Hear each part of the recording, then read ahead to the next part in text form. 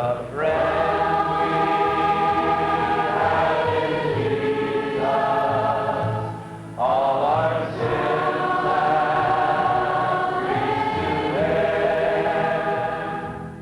The beauty, the glory of the whole experience as the beach is just lined with thousands of people singing the choruses and praising the Lord, then walking out into the water and the burying of the past, and then when they realize that all of the past is gone, that it's all been buried, that God has absolutely nothing against them.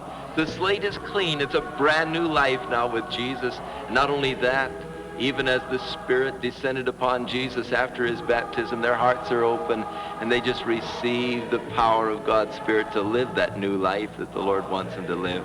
And it's indescribable.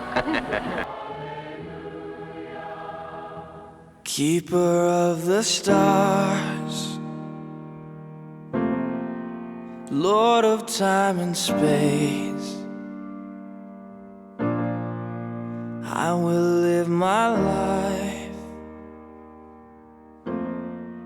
lifting up your name.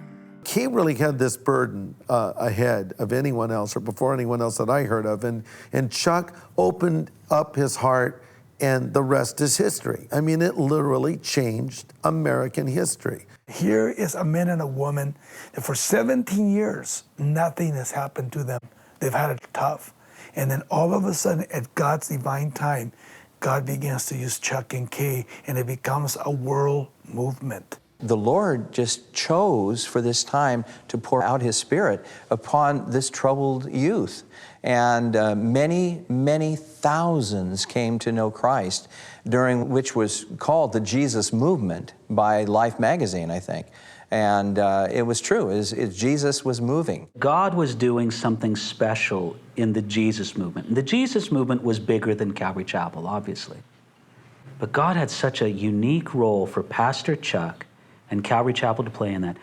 What Pastor Chuck did was he brought these lives that were being changed in this outpouring of God that is often called the Jesus Movement, and he really connected them to church. God has used him in an unparalleled way because he's stuck to the Word and he's taught the Word. I sometimes think if you squeeze Chuck, the Word of God would squirt out. He's a man who puts God first, and he is a role model. If a young pastor's come along, who do you want to shape your ministry after? Shape it after Chuck Smith, you won't go wrong. One day, as I was sitting in the little church on Sunflower in Greenville, this group of hippies or guys came in, and they said, we're musicians, and the Lord has given us, we all accepted the Lord here, last week, and the Lord's giving us some Christian music, and we'd like to share it here if we could. And I was a little skeptical, but I said, well, can you give me a demonstration? They said, yeah. And so they went out and got their guitars and all out of their van, and their instruments, and they came on, the bass and all, and they started singing this song, and as they started singing, it was so moving, so touching. I started weeping. And so I said, it's Monday, and I said, we have a Monday night study with the kids. Can you come tonight?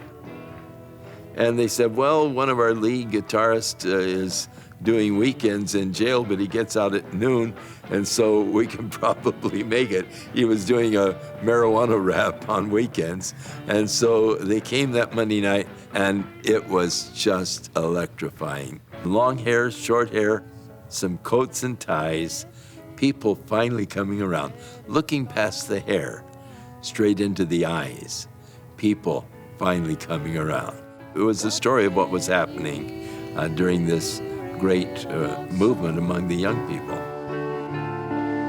If you